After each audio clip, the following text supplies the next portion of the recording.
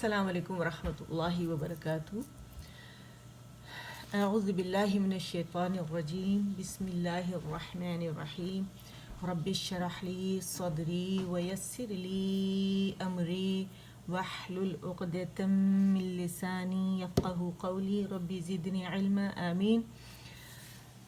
کیسے ہیں آپ سب؟ اللہ کرے آپ سب لوگ ایمان اور عمل کی بہترین کیفیت میں ہوں، بہترین حالت میں ہوں، اور رب سے دعا ہے کہ وہ ہم سب سے راضی ہو جائیں اور ہمیں اپنے مخلص بندوں میں شامل کر لیں، آمین۔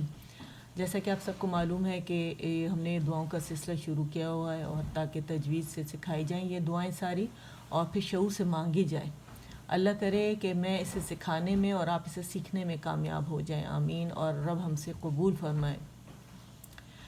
اور اس وقت اگر آپ دیکھیں تو بہت ہی زیادہ آزمائش کی گھڑی ہے جس سے ہم گزر رہے ہیں، اور میرے استاد کہتی ہیں کہ رب اپنے ہمارے جو رب ہیں وہ اپنے بندوں کی ہمیشہ کی طرح سن رہے ہیں، اور فرشتے ہمیشہ کی طرح لکھ رہے ہیں۔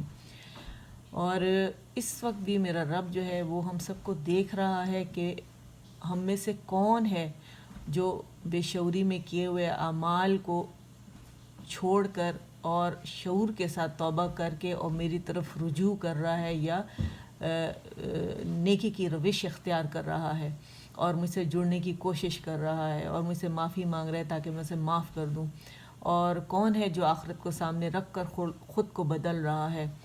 تو اللہ ہم سب کے دلوں کو بدلنے والا ہے، خود سے جوڑنے والا ہے، اور دعا ہے کہ وہ رب ہمیں اپنا قرب نصیب فرمائے، آمین۔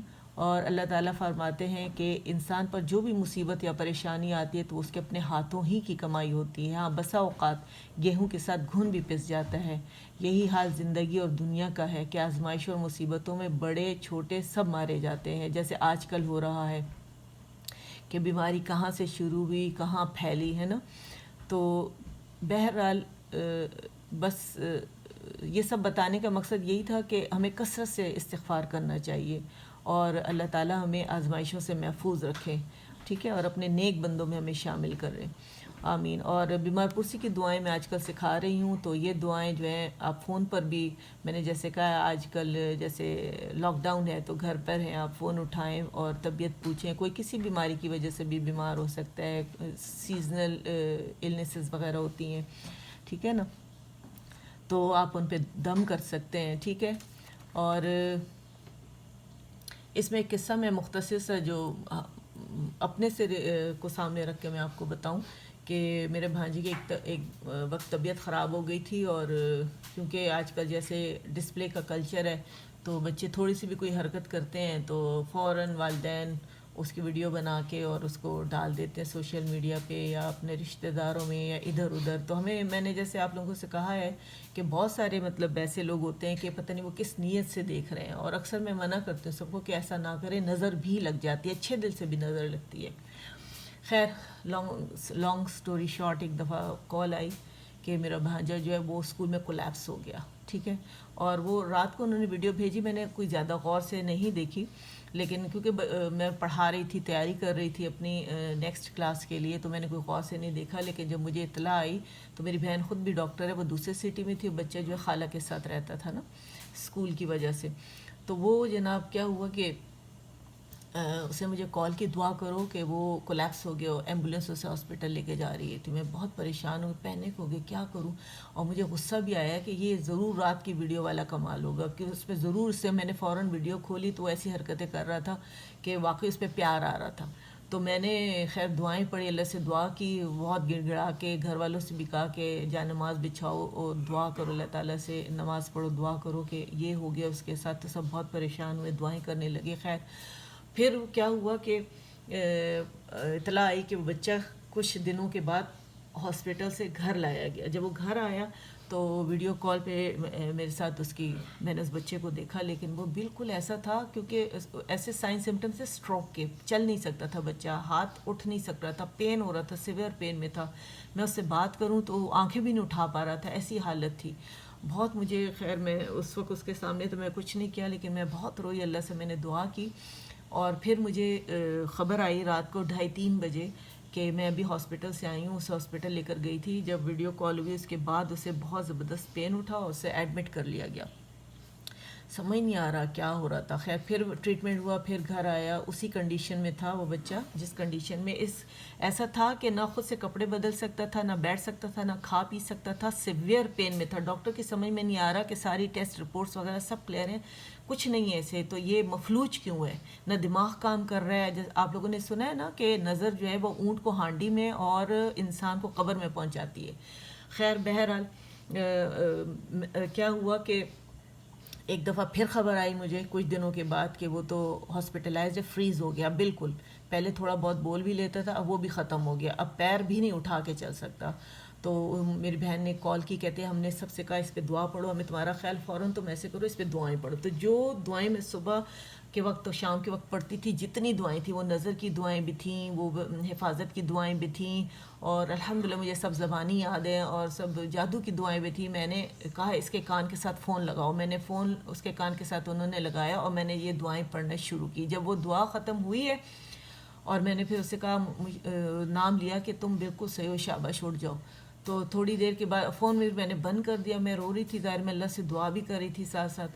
اور جب دیکھا تھوڑی دیر کے بعد، کوئی 15-20 منٹ کے بعد مجھے کال آئی، حالانکہ فوراً انہیں کرنا چاہیے تھا، کہ انہوں نے کہا کہ وہ تو ہوش میں آ گیا ماشاءاللہ، اور تمہاری فون جو ہی بند ہوا ہے اس کے بعد ہی اس نے آنکھیں کھول لی ہیں، اور وہ تو چل پھر رہا ہے، بالکل صحیح ہے، کچھ بھی نہیں ہے. خیر اس کے بعد انہوں نے ڈاکٹر، اس کے اور ٹیسٹ ہونے تھے، ٹیسٹ ہوا تو ڈاکٹر نے اسے گھر بھیج دیا کہ اسے کچھ نہیں. الحمدللہ وہ نظر تھی، نظر اتری. دیکھیں وہ ICU میں بھی پہنچ گیا تھا بچہ، اور اللہ تعالیٰ نے اسے محفوظ رکھا. تو میں یہی دعائیں جو آپ لوگوں کو سکھا رہی ہوں نا، تو یہی دعائیں میں نے اس بچے پہ پڑھی ہیں. ٹھیک ہے، تو آپ لوگوں نے بھی کیا کرنا ہے، ان دعاؤں کو پکڑ لینا ہے اور ڈسپلے کے کلچر سے باز آ جائیں. دعا کیا ہے، اذهب البأس رب الناس واشفی انت الشافی لا شفاء الا شفاؤک شفاء لا یغادر سقما. اے لوگوں کے پروردگار، بیماری کو دور فرما اور شفا دے، تو ہی شفا دینے والا ہے، نہیں ہے شفا سوائے تیری شفا کے، ایسی شفا جو کسی بیماری کو نہ چھوڑے. دیکھیں کتنا خوبصورت طریقہ ہمارے نبی کریم صلی اللہ علیہ وآلہ وسلم نے ہمیں سکھایا ہے. اچھا، اس میں ایک روایت ملتی ہے، سیدہ عائشہ رضی اللہ تعالیٰ عنہ سے روایت ہے کہ جب ہم میں سے کوئی بیمار ہوتا تو نبی کریم صلی اللہ علیہ وآلہ وسلم اپنا دایاں ہاتھ اس پر پھیرتے مریض پر، اور پھر اوپر والی دعا جو ابھی میں نے آپ لوگوں کو یہ سامنے پڑھی ہے، تو پھر وہ یہ پڑھتے تھے. ٹھیک ہے. اچھا اب دیکھیں ہم اس دعا میں کیا ہے، ہم اللہ سے التجا کر رہے ہیں، ہم آرڈر نہیں دے رہے، ہم کہہ رہے ہیں اے لوگوں کے رب، اعتراف کر رہے ہیں اس کی توحید کا کہ اے واحد پالن ہار، تو ہی رب ہے، کسی کے پاس شفا دینے کی طاقت ہے ہی نہیں. جب تو نے ہمیں پیدا کیا، تو ہی ہمارا پالن ہار ہے، جب تو ہی ہمیں مطلب پیدا کر کے اور پھر ہمیں مطلب ہم مریں گے، پھر آپ اٹھائیں گے، پھر قیامت والے تو ہی ہمیں ہمارے فیصلے کرے گا، تو ہی تو ہمارا پالن ہار ہے، کھانا پینا ہمارے ہر چیز کا مالک تو ہے میرے رب. تو ہم کیوں نہ پھر اپنے رب سے مانگے. یہ طریقہ سکھایا گیا ہے. ہم سمجھتے ہیں کہ جو ڈاکٹر ہے وہ ماہر ڈاکٹر کو ڈھونڈتے ہیں، اس کے پاس جائے وہ ہمیں ٹیبلٹس دیں گے، انجیکشن لگائیں گے، دوائیاں دیں گے. تو آپ دیکھیں کہ ڈاکٹر کی طرف رہنمائی بھی کون کرتا ہے، ہمارا رب. اور ان دوائیوں میں شفا بھی کون ڈالتا ہے، ہمارا رب. اگر وہ نہ چاہے تو اس میں شفا نہ ڈالے، اس کے حکم کے بغیر تو کچھ ہے ہی نہیں. تو سبحان اللہ. تو اتنی خوبصورت دعا جو ہے ہمیں سکھائی گئی ہے. ٹھیک ہے. تو پھر دیکھیں اس کے جو الفاظ ہیں اس پر غور کریں نا، کہ اذهب البأس، بعض بیماری کو کہتے ہیں، اور اذهب دور کر دے، رب الناس لوگوں کے رب، یعنی یہ بیماری مجھ سے دور کر دے، واشفی انت الشافی اور شفا دے، اور کہ تو ہی شفا دینے والا ہے. لا شفا، کوئی شفا نہیں دے سکتا سوائے تیرے، یعنی تو شفا دینے والا ہے، کوئی شفا دے ہی نہیں سکتا، تو ہی کیورر ہے، تو ہی شفا دینے والا ہے نا. اور ایسی شفا جو کہ پیچھے کوئی سائیڈ ایفیکٹس ہی نہ چھوڑے، کوئی بیماری ہی نہ چھوڑے. اتنی خوبصورت مطلب یہ دعا ہمیں سکھائی گئی. تو جیسے دیکھیں سائیڈ ایفیکٹس، اگر کوئی کسی کا پیٹ کا درد ہے مثال کے طور پر، اسے ڈاکٹر نے دوائی دی ہے، ٹھیک ہے، لیکن اس کی بھوک ہی ختم ہو گئی، اسے بھوک ہی نہیں لگتی. تو اس کے لیے تو ایک چھوٹی سی مثال ہے، ایسے بہت ساری ہیں لانگ لاسٹنگ پیچیدہ بیماریاں. جو سقم ہے نا، یہ لانگ لاسٹنگ پیچیدہ بیماریاں ہوتی ہیں، جس میں آپ مطلب شفا کے کوئی چانسز ہی نہیں ہوتے، آپ بس لگے رہتے زندگی بھر اس کا علاج کرنے کے لیے. تو اور مرض جو کہتے ہیں عام بیماری کو کہتے ہیں. ٹھیک ہے. تو اس لیے اتنی خوبصورت دعا سکھائی گئی کہ یہ مانگو اللہ تعالیٰ، یہ طریقہ ہے مانگنے کا. تو کیا ہے، چلے میرے ساتھ پڑھیں. اذهب البأس اذهب البأس رب الناس واشفي أنت الشافي لا شفاء إلا شفاؤك شفاء لا يغادر سقما۔ اے لوگوں کے پروردگار بیماری کو دور فرما اور شفا دے، تو ہی شفا دینے والا ہے، نہیں ہے شفا سوائے تیری شفا کے، ایسی شفا جو کسی بیماری کو نہ چھوڑے۔